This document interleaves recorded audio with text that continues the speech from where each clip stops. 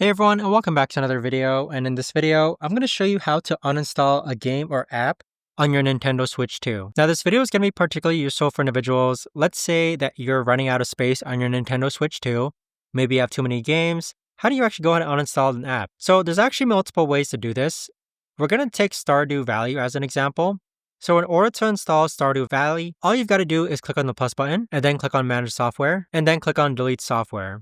So deleting the software is going to make sure that your saved data remains, but you'll need to re-download the software in order to keep playing. The other option that you can do is that you could actually go ahead and click on System Settings, then scroll down, and then click on Data Management, and then click on Manage Software, and then find the app that you want to go ahead and uninstall. So for this case, it's Stardew Valley, and then we're going to click on Delete Software. So those two options are ultimately going to free up system or space on your Nintendo Switch 2. But there you have it, guys. That right there is the best and easiest way that I know of to actually go ahead and uninstall a game or app on your Nintendo Switch 2.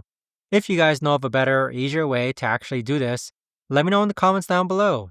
I would love to know. Thanks so much for watching, everyone, and I'll see you guys all in the next video.